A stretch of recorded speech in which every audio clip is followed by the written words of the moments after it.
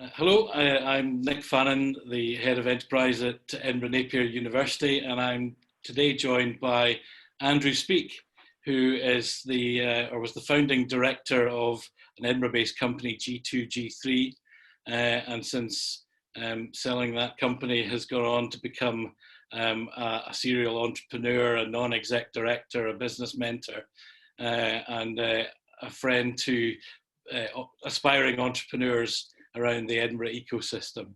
Andrew, thanks for joining me today. We're going to talk a little bit about growing and selling businesses, something that you have had some real life experience of and are now coaching new entrepreneurs to achieve some of the things that you've achieved. Can you tell me a little bit about how you started out with your first business and how you went on to grow something? Sure. Well, thanks very much for inviting me on, Nick. How did I start? Well, I'm an engineer to trade, I guess. Initially I went to Robert Gordon's before going to Napier, and I did engineering. But I always knew from a very early age that I wanted to be self-employed. My dad was self-employed, and I saw the kind of freedom that he had, being able to do what he wanted when he did it, when he wanted to do that. You know, he wasn't caught in the corporate chain, as it were. Working for somebody else. And I always had in the back of my mind I had to do something. And I tried a few things when I was younger. I actually managed to build up a paper round network when I was about 14 in Elgin. And I had people working for me delivering papers, which was kind of entrepreneurial, I guess, even at that young age. But it was around about my late 20s, and I thought, I want to do this seriously. I'd worked for two small companies, family-run companies, and I saw the owners get richer and richer. And of course, when you're a worker for a small company, you think that you're doing all the work and they get all the rewards. So I said to myself, at that point, I'm going to do this. I'm going to do this. I'm going to be them. I'm going to be the boss, and I'm going to be the one that can make the decisions, and without anybody watching to see if I arrive in time in the morning, or how much time I take for lunch, or how many holidays I've got booked, all that kind of things. It was a freedom to get away from that kind of rigor of a normal business life or a job, which is what triggered me to start initially. My first company was the successful company. It was a company called G2G3, which I formed in 1999, 2000. When we started, I had a business partner as well. We didn't really know what we were going to do, but we knew we wanted to do something. So we started off consulting. And so we got a feeling for what the market needed and gaps in an offering, of developing an offering as we were working.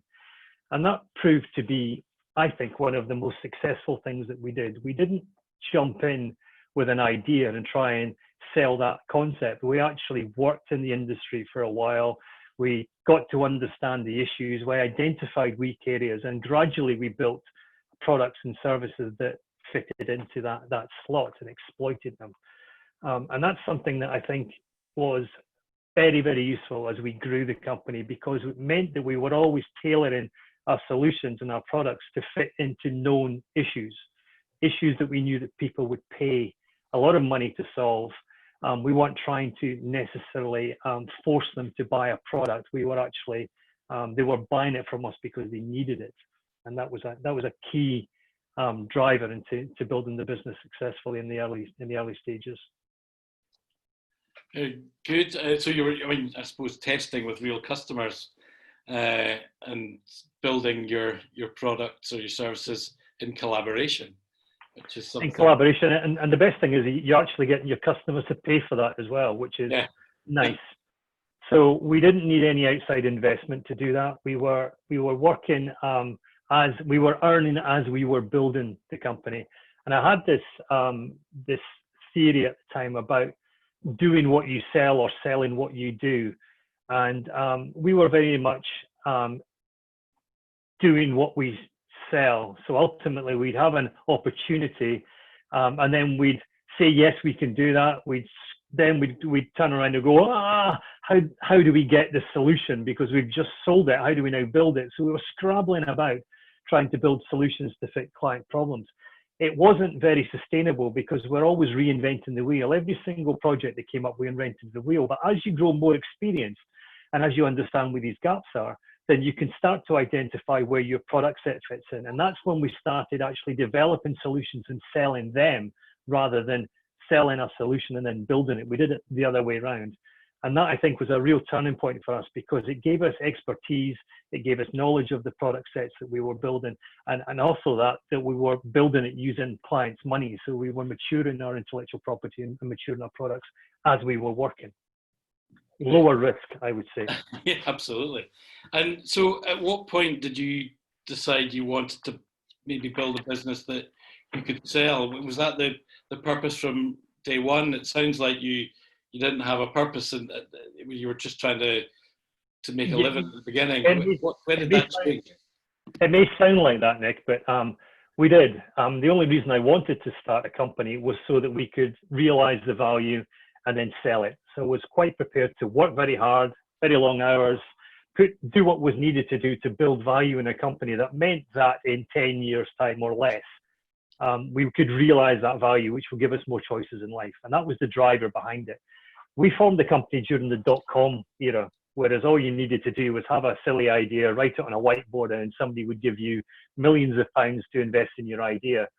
And that was the first jump into the business world for me, was all this lastminute.com and Friends Reunited and all of these companies that were getting millions of pounds for simple ideas. As you well know, the bubble burst and the companies that didn't have any sustainable business models floundered and failed. The ones that did soared. And what we were doing during that period was finding our business model. Just because I didn't know what we were going to do at the beginning didn't mean that I didn't want to sell it ultimately at the end. So everything that we did was actually geared to providing value. And we were very, very keen in developing intellectual property, having ownership of something that allowed us to create value in the company. So at some point, it was initially a 3-year plan. Then we had a mini recession. Then it became a 5-year plan. Then we had a big recession. Then it became a 10-year plan. And eventually it became a 13.5-year plan to when we actually realized the value from the company. But to answer your question, we did want to build a company to sell. It was never going to be a lifestyle business for us. Sure. Okay. And so how did you prepare your business for sale? I mean, you figured out a business model. How did you realize that? It's all about money when you sleep, generating recurring revenue. A consultancy business or a people-based business, in my mind, is too risky, because if you're charging by the hour, by the day, or by the week for some kind of service, ultimately you're only ever as good as your last project. So you've got to keep rolling and rolling and rolling. And the value that you've got in the business is actually tied up in the ability to deliver the business. So it's a people-based value. And that wasn't for me. What I wanted to do was start generating license revenue from somewhere, recurring revenue, so that we built a product, licensed it, and you got money while you sleep. The view being with that, you need less people in the business to create greater wealth. And then when you come to sell, then you can prove profitability, quite large profitability, because you've got a regular income coming in every year that covers the base costs of the company. In my mind, an easier way to sell a business like that than it is to sell a project-based business. So you'd set out to do that. At what point did you think, right, I'm ready to sell? How did you prepare?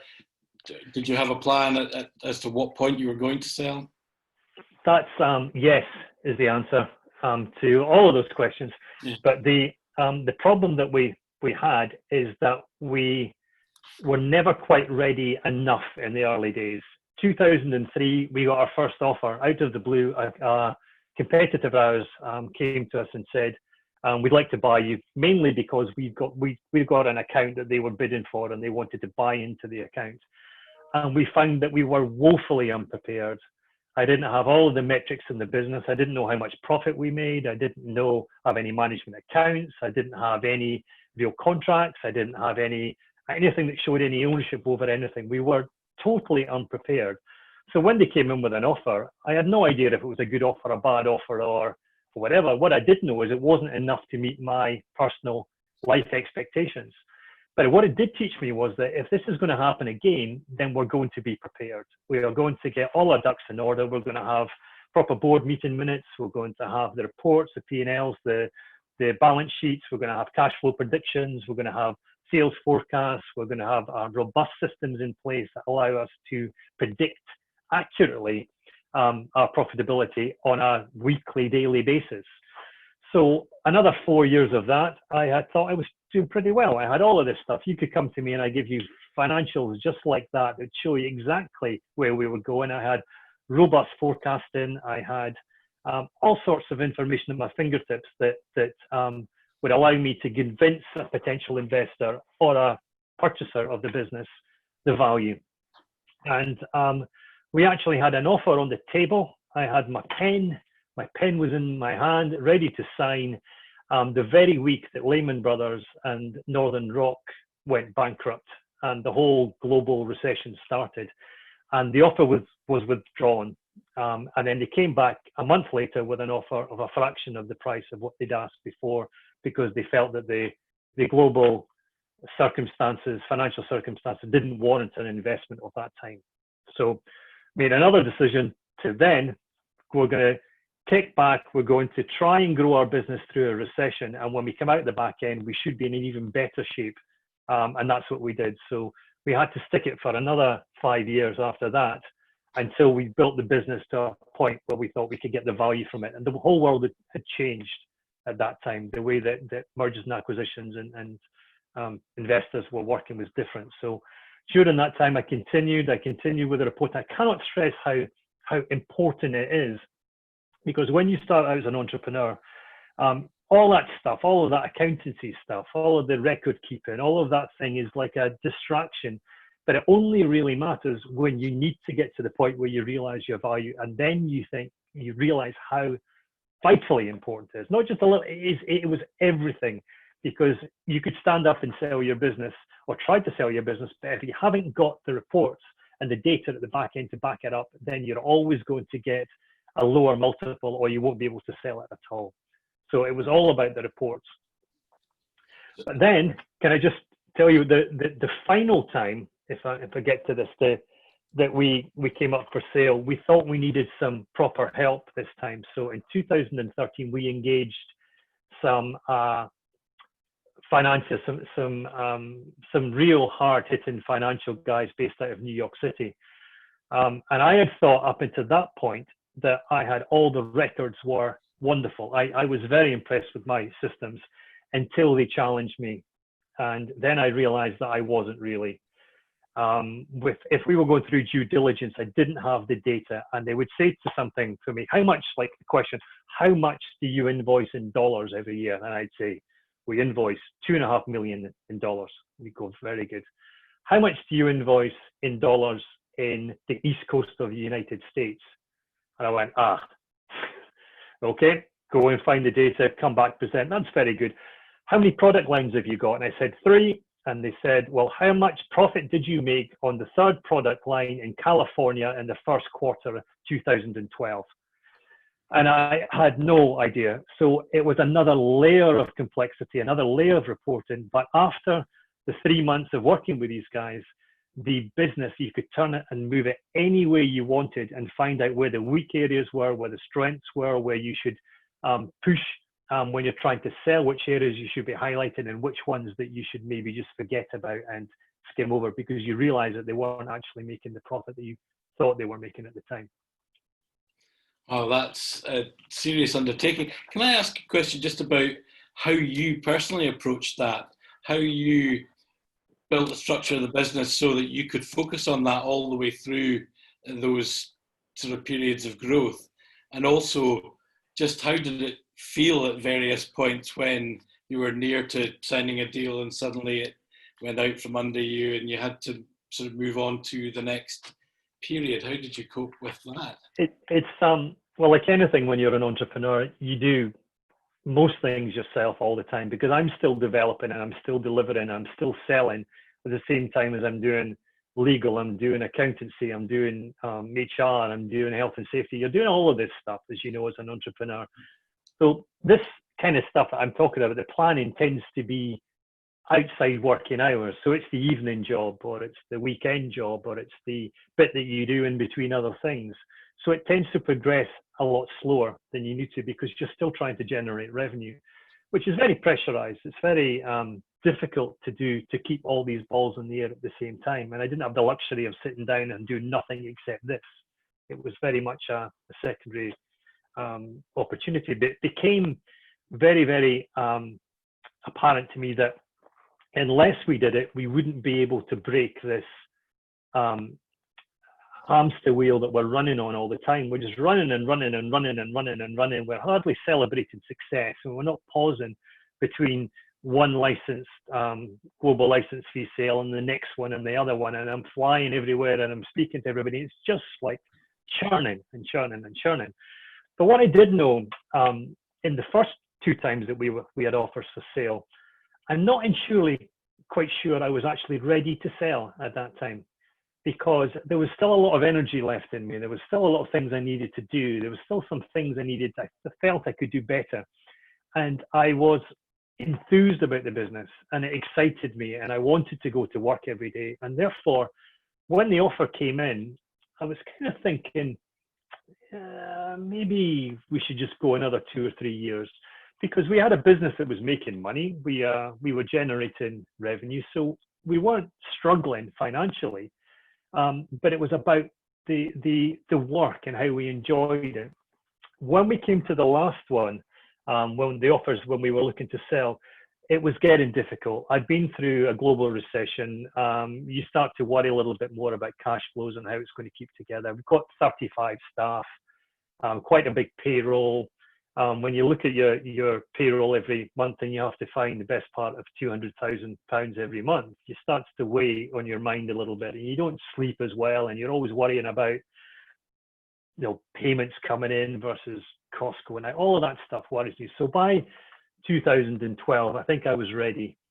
It coincided in my personal life that my children had just left school and had gone to university. My youngest had gone to university.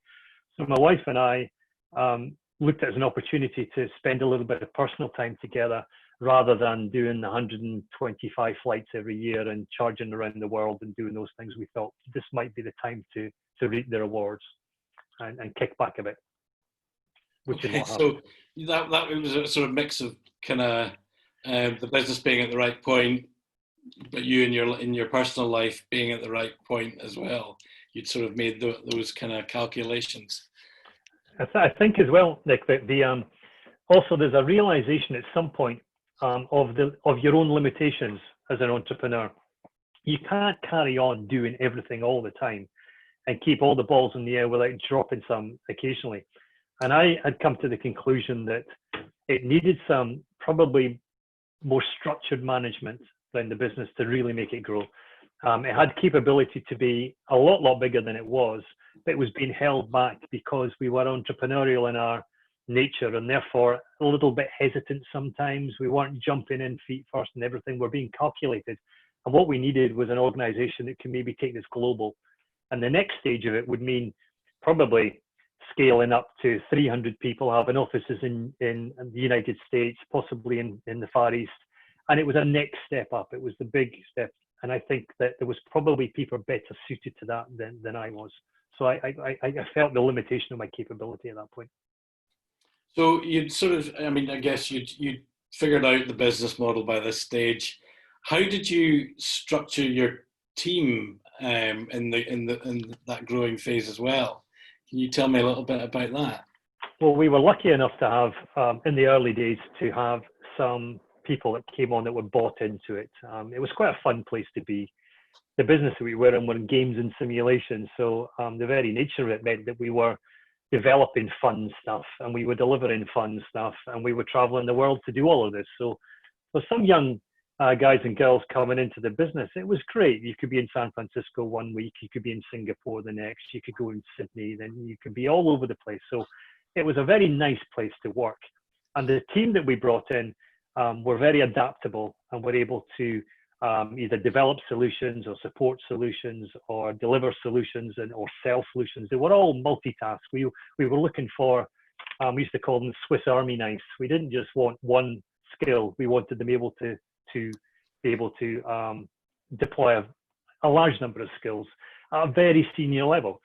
So we were offering people when they came in to be in front of the board of directors for Bank of America, for instance, or Unilever or Johnson and Johnson. So senior people who were looking at us for advice on how to use what or set up a change program or whatever the thing may be, and that's quite satisfying for our folks, for our people. Most of their peer groups were working in financial institutions in Edinburgh, and here's these guys flying to San Francisco to meet the chief exec of the Bank of America. You know, it's quite a nice position to be in. But they were very important during the growth period, and we were lucky enough to retain most of them as we went on our journey. I think that our turnover, we maybe lost about 3 or 4 or 5 people I can remember in the entire time that we were there. So they were very loyal to the product, and I think they liked the environment that we'd created and that they worked in. And that's interesting. You talk about the environment that you'd created. How did you go about doing that, aside from, you know, how just producing a great product that people could feel proud of? But how did you set things up? How did you decide I'm going to create this ambience in the company? You know, it's easy. You know, it's easier to talk about that looking back than at the time, because at the time I can't remember ever sitting down and saying, right, we're going to create an ambience of this and we're going to do that. It just wasn't like that. You just got on with it. Yeah. And people were self-motivated. The kind of people that we picked or came to work for us were self-starters, were people that were used to working on their own, or as part of a team, but you didn't have to tell them what to do every day. And I think I think that we ended up with this way of working rather than through any pre-planned ideas. I'd like to think that we had a big wall chart and said, this is what we do. We didn't actually do that. Yeah. It was only when we look back and then we compare to other organizations and we suddenly thought, yeah, wait a minute, we do have quite a nice way of working, is in that you're not expected to be there at 8:30. You're not expected to leave at have an hour for lunch or all the things. The work just got done. I mean, if it was busy, we were busy. If it was quiet, then so I'm guessing that must have come to you instinctively. That you felt that was the way you wanted to work. That was the way that maybe you and your management team set out to work. Is there anything when you think back on that you would recommend to others that are trying to build a team? I think if I were to go back and do this again in the same thing, I would probably look at some of the mistakes that I made in amongst all this, because I think that I tried to control too much of the business. So I may have created a culture where everybody, before it went to sign off to the customer, had to be run past me first. So although I'm not involved in every decision that's made, I was almost like the gatekeeper before it would be released. And it would take, although I took people with me to meet big meetings, I always seemed to not quite trust them enough to do it by themselves. So I would probably, if I was doing this again, I would give them more leash. I would give them more leeway to go and do this themselves. It took me a long time to realize that they were probably as good, if not better, than doing this than I was. And also the other thing I would do is I would take some of the task-based things and give them to somebody else early on. So the admin-based, the insurance, the health and safety, the governance, the pensions, all of those kind of things, I'd hang on to them for way too long, mainly because of financial reasons. I didn't want to employ somebody to manage something that I could do in the weekends. Yeah. So there's a fear of not being able to afford the luxury of doing that, which drove those decisions. But actually, I think now looking back, I'd probably be more productive if I didn't have to think about all of those things, and the business would have grown probably even faster. Okay, that's interesting. And so, were there any other challenges that you think you could tell us about that might be instructive for some of our entrepreneurs? To do with positioning the business for sale? Yeah, I think so. Yeah. Well, yes, I think so. That we were always very focused on having a license revenue, ultimately being a software company with a license model, and that proved to be very successful because we had three streams to our business. One of them was simulation development, which is the thing that we license to some big tech companies like HP and IBM, Microsoft, and so on. And they effectively paid us a fee every time they used it, or they paid us a site fee every year. And it was quite substantial. The second thing was we did deliveries ourselves. So we went off around the world running these sessions for corporate companies who would pay us a lot of money for a specific outcome. And that was quite fun, to be honest, because you're in Sydney one day talking to ANZ Bank, understanding what their issues are, solving them by running simulation sessions and convincing their people of a roadmap they would do to promote change in their organization. It also kept you sharp, but it was a business. It was a business stream. And the third one was organizational change, which is more people-based, as in it's like going into an organization, understanding their issues, and then building solutions around them, which may be e-learning, it may be consulting, it may be training, some simulations, some infographics, some media content.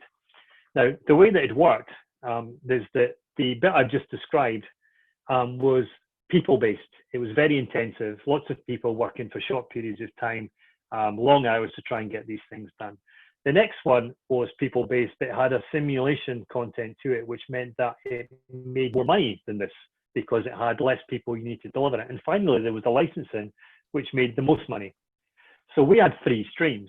And until I spoke to the guys in New York about how do you position your business, we just lumped it together. We said, this is the profit of the company. And this is, isn't it great? And it was them that told me to dissect it into different streams. And the outcome of that was that they valued each stream separately before they came to the overall valuation on the company. So the simulation licensing market, we were getting 10 to 12 times profit as a multiplier to the selling. For the simulation delivery, we may go 3 to 5 times. And for the consulting piece of it, we were only getting 1 times. So when it all merged together, it came out around about 8 or 9 or something like that times. I wish I'd done that 5 years earlier, because even though the two streams they were still making money, but it wasn't making as much money, I didn't really focus on where the potential purchaser would see the value in the company until that moment. Luckily, the numbers all worked out for us, but it was an eye-opener for me. Wow, yeah, that's interesting. I'm conscious of time, so we probably need to wrap this up a little bit. I've got a couple more questions for you. The first one was it worth it in the end? Absolutely. It was a dream of mine to run our own company, to be in charge of it, and it's worked out wonderfully well for me. Not only did I enjoy the journey, but I'm now reaping the benefits of having built a successful company and sold it. So absolutely, yes, it was worth it. And to the point where you're back in working with other companies and trying to do it again, I suppose. Well, not the same way. I'm not going to go back to that waking up at 5 in the morning to speak to Singapore and staying awake till 11 at night to speak to California and working weekends and holidays. I'm not doing that anymore. But what I'm doing is trying to apply the knowledge that I've got in growing an international company like I did back to some of the startups and entrepreneurs that I'm seeing just now. So more on an advisory point, and in some cases a small investor as well. Sure. And I suppose my last thing is, what would be your maybe your 3 top tips for any aspiring entrepreneurs looking forward? What would you recommend? Well, I think for me, you've got to understand what you want at the start, because it's a very different beast from building a company that you want to sell and realize the value, and one that you want to have like a lifestyle business. If you want to have a lifestyle business and work 3 days a week and take your laptop to Starbucks and do all that things, it's a completely different model that you'll be looking to build. There's nothing wrong with that. I come across people that want to do that, but it wasn't for me. It was about how do you maximize the profits and how do you realize the value of all the time that you put the effort into the business at a later stage. So first of all, understand what kind of business that you want to run. The second thing is know your limitations. Don't pretend that you're good at everything. At some point along, you'll be found out. And I think the the brighter entrepreneurs will be able to juggle the balls for a bit longer before they drop, but the other ones will start to see weaknesses in their processes and their structures. So I'm not saying if you can't afford it, a lot of people would often say you need to get an HR person, you need to get a business manager. You probably do, but you've got to balance that with what you can afford to do at the right time. And if you can afford to do it, then fill the gaps with skilled people. Yeah. And the third thing I've talked about already is the sell what you do or do what you sell concept. I think it was a really good founding for us to go in and do consultancy to understand the market we were trying to sell into before we developed the product. I speak to a lot of people that have got great ideas, but they haven't tested the market. They don't understand that potentially what they're going to sell it to, their competition, what the need is, before they've actually started their company and spent a lot of money going down the route of developing. So I think you've got to investigate the market, understand where your product or your idea fits in, and be absolutely sure that it's something that fills a gap and is needed before you invest your life savings and all your energy into producing something that may not be as good as you initially thought. And that's a hard question. It really is. Andrew, thank you so much for spending the time today, giving us the time to tell your story. So much great advice in there for the aspiring entrepreneurs in Napier. So we really appreciate that. And thank you again for your time. No, thanks, Nick. It's been great. Thank you very much. That's great. Right, let me just